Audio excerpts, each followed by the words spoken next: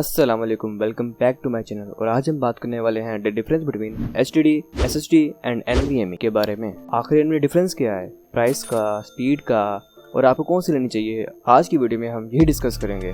So let's start the video. सबसे पहले तो मैं आपको इन दोनों की बेसिक्स बता दूँ। HDD stand for hard disk drive. ये इन तीनों में सबसे पुरानी है और इसका मैकेनिज्म कुछ यूँ है कि इसके अंदर एक घूमने वाली मैग्नेटिक डिस्क होती है जिसके साथ एक मैकेनिकल आर्म होता है जो कि डिस्क के ऊपर डाटा को रीड भी करता है और राइट भी करता है। हम कह सकते हैं कि इसका प्रिंसिपल बाइनरी रिकॉर्ड प्लेयर की तरह ही होता है। दूसरी तरफ एसएसडी का मतलब है सॉलिड स्टेट ड्राइव। इनके अंदर कोई भी मूविंग पार्ट नहीं होता। ये डाटा को स्टोर करने के लिए नैंड फ्लैश मेमोरी का इस्तेमाल करती हैं।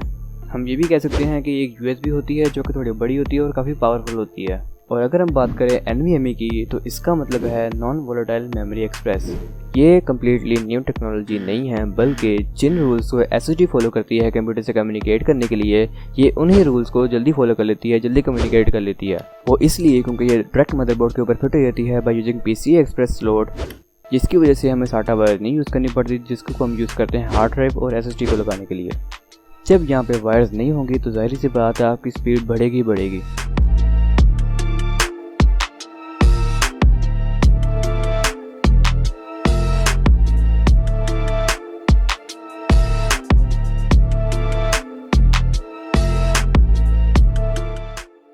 अब यहाँ पे स्पीड की बात हो ही रही है तो मैं आपको यही भी बता दूं कि जो हार्ड ड्राइव है उसकी स्पीड 80 MB/s से लेकर 160 MB/s तक होती है।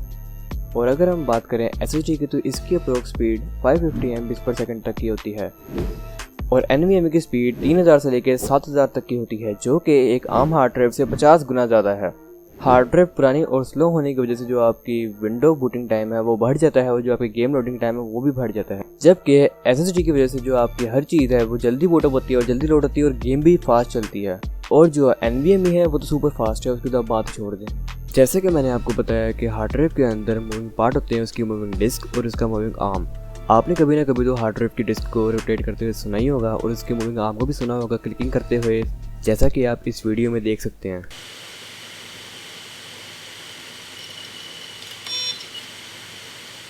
हार्ड ड्राइव के अंदर जो मोटर होती है वो पावर डिमांडिंग होती है, जिस वजह से एक हार्ड ड्राइव एसएसडी और एनवीएमई के मुकाबले ज़्यादा पावर कंज्यूमिंग होती है और ये उनके मुकाबले में हीट भी काफ़ी ज़्यादा जनरेट करती है। एक स्टैंडर्ड हार्ड ड्राइव में जो मोटर लगी होती है वो 7200 RPM की होती है, यानी कि वो 1 मिनट के अंदर अंदर 7200 टाइम रोटेट करती है। जबकि जो एसएसडी और एनवीएमई है इनमें कोई मूविंग पार्ट नहीं होता, जिसकी वजह से ये काफ़ी साइलेंट भी होती हैं और साथ ही बहुत ड्यूरेबल भी होती हैं। एसएसडी और एनवीएमई पावर एफिशिएंट होती हैं, जिसकी वजह से ये लैपटॉप्स के लिए परफेक्ट होती हैं, स्पेशली तब जब आपको लैपटॉप में ज़्यादा बैटरी बैकअप चाहिए। जब बात आती है कॉस्ट पर गीगाबाइट की तो इनमें हार्ड ड्राइव जीत जाती है, क्योंकि अगर आप जाते हैं पाकिस्तानी मार्केट में तो आपको 5000 की 1 TB हार्ड ड्राइव मिल जाती है, जबकि आपको उसी प्राइस में 256 GB की एसएसडी मिलती है और सेम प्राइस में आपको 128 GB की एनवीएमई मिलती है। So hard drive is a clear winner if we compare their cost per gigabyte, जिसकी वजह से हार्ड ड्राइव आज भी बड़ी फाइल का बैकअप लगाने के लिए, उनको स्टोर करने के लिए काफ़ी यूजफुल साबित होती है। और अगर हम बात करें एसएसडी की तो ये थोड़ी महंगी होती है हार्ड ड्राइव के मुकाबले में, लेकिन इतनी भी नहीं कि जितनी एनवीएमई होती है।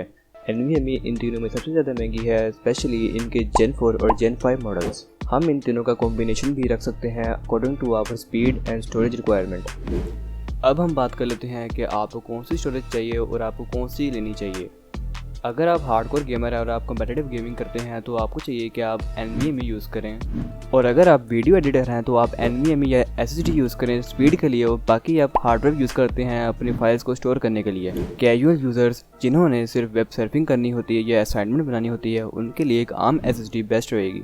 और अगर आप बजट बिल्डर हैं तो आप एसएसडी और एचडीडी का कॉम्बो यूज़ कर सकते हैं, जिसमें कि एसएसडी के अंदर आप अपना ओएस डालेंगे, यानी कि ऑपरेटिंग सिस्टम, और हार्ड ड्राइव के अंदर आप अपनी नॉर्मल स्टोरेज डालेंगे। तो ये थी आज की वीडियो। मैंने आपको इसमें बताया कि हार्ड ड्राइव, एसएसडी और एनवीएमई के अंदर फ़र्क क्या है और आपको कौन सी लेनी चाहिए। अगर आपने सेलेक्ट कर लिया कि आपने कौन सी स्टोरेज लेनी है तो do let me know in the comments. So this is Abdul Rahman signing off.